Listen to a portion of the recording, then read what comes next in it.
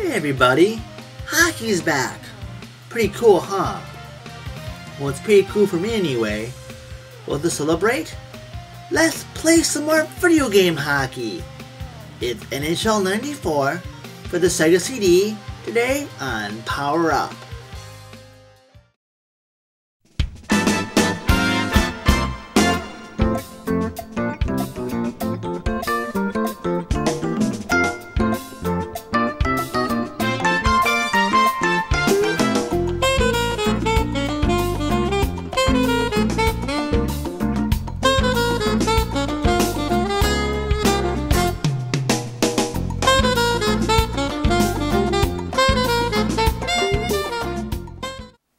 Hello there, welcome back to the show. In about the early 1990s, the Sega and Nintendo console war was in full swing. To up the ante, Sega released the Sega CD. It was cool because people thought, oh cool, CDs that have games on them. Well anyways, it was kind of cool because some of these games could get really cool CD quality soundtracks, which was pretty cool. Well anyway, the topic of this episode is a CD based game for the Sega CD.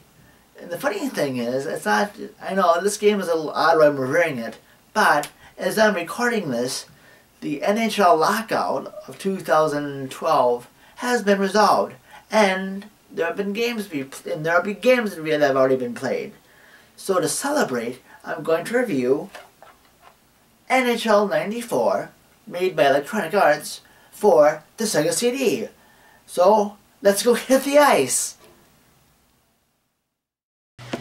NHL 94 was released in 1983 for the Sega Genesis, Super Nintendo, and Sega CD. This is a really cool game. It was the successor to NHLPA Hockey 93 for the Genesis, and I think the Super Nintendo. But that game only had the real NHL players, but not the team logos. And the funny thing is to note, the game for that one, NHL Hockey, had NHL teams, but not NHL players. Weird. But anyway, this was a really fun game, and it was cool because it had all the current players at the time. But what really saddened me was the Dallas Stars, which I played a little bit for this review. The Dallas Stars were known as, for 1993 I think, were the Minnesota North Stars. And even though at the time I didn't follow them too much in my youth, I still found it saddened that a Minnesota team was relocated to another state. But thankfully nowadays we have, as a Minnesotan, we have the Minnesota Wild now. But sadly, what really kind of miffs me is that the Dallas Stars won a Stanley Cup. We'll get you for that, Dallas. We'll get you for that. But anyway, enough of my ranting about that. Moving on. What's really cool about this game, when it introduced, is the one-timer, which I think was known in hockey very well. But what's cool is, what I do like about this one is the one-timer allows you to, when you pass the puck, the receiver of that pass can BAM! Shoot right off the bat. And you can score a lot of goals that way. And I think in this review, I didn't use it too much, and I should have. Because I haven't updated. I actually do have more EA NHL games. Especially, I even have one, the most current one I have, I think is on the PlayStation 2 with NHL 2001. And the funny thing is I got that because it had the first appearance of the Wild. But anyway, what's cool about the one-timer is you can just make some good offense. So let's say it is you pick up the puck, skating up ice, and all of a sudden a defender is closing down on you. If you can see somebody who's open, pass, BAM! Hopefully you get a goal. And that is awesome. And anyway, also what's cool is for some of the stadiums you play in, they have specific organ music depending on where you play. And what's cool about the Sega CD version, which I'm reviewing, they use real organ music. Well, we hope they use actual music and crowd noise. It's actually pretty cool because it's awesome. And also to note, when you go to the matchup screen, which shows who's hot, who's cold, and all that fun stuff, apparently Ron Barr, who the heck is Ron Barr? I never really knew who he was. I guess he was at the time Electronic Arts sports announcer. I guess to give it a more, let's see here, a more authentic experience. But I never cared much for him. But anyway, he actually has a voice. So before each matchup, you'll see it on the screen what he's saying, or you can actually hear what he's saying, which is, I guess, is all right. But I usually just skip past that. But actually, I usually just, when that screen comes on, I usually just go for the matchups just to see how matched up my opponent is, which is, I guess, all right. As for options, you can choose to just play a regular game or start a playoff game. At least those are the options I am voted for. So if you want, and also for the playoffs, you can choose, I think, best of 3 and best of 7, I believe. So you can just so that's pretty cool. Although I haven't played the playoffs too much, I usually just play a quick game. I like hockey's first games, but I can't hold my attention long enough to actually play a whole playoff series.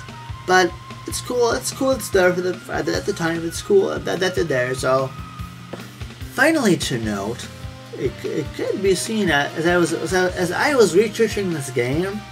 It turns out there's still 4 active NHL players still in the NHL from this game.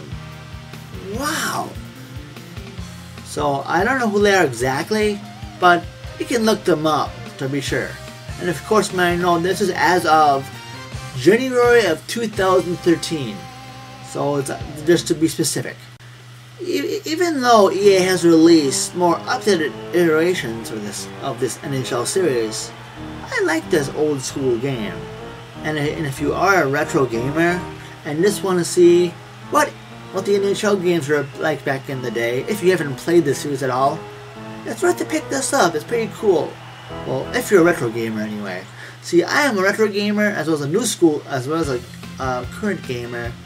So I thought I'd pick this up. And also, I remember back in the day, I used to play this game a lot in its Genesis iteration. And I do have this on the Genesis, but I really wanted to review the Sega CD version because I don't think a lot of people knew, I could be wrong, that the Sega CD had a version of this game. So if you can find it, pick it up. Sega CD version, Genesis version, or otherwise. It's worth playing. It's worth playing. It's really fun. It's a cool, and usually games don't last too long for me. I usually play a 5-minute game, and it takes me about 5 or 10 minutes to whip through a game. So, of course, you can always extend the time longer. I think up to 15 or 20 minutes. But I usually like short bursts. So, at the end of the day, if you're a retro gamer and you want to try this and you want to try to see how EA games look like back in the day, aka the mid-early 90s, pick this game up, or at least give it a shot. You won't be disappointed. And as usual, before we wrap up the show for this episode, if you live in or around South St. Paul or the Twin Cities metro area, please be sure to visit my friends at Level Up Games. As you know, the address has been below for a little bit while there. And by the way, they also have Yu-Gi-Oh! And Magic cards to buy, besides and tabletop games, as well as awesome video games. So give them a visit, won't you? And if you're seeing this on YouTube, if you haven't already, please rate and subscribe to my channel. And also, I have a Twitter feed and a Facebook fan and group page, as well as a website. And all that awesomeness is down below as well. Hello.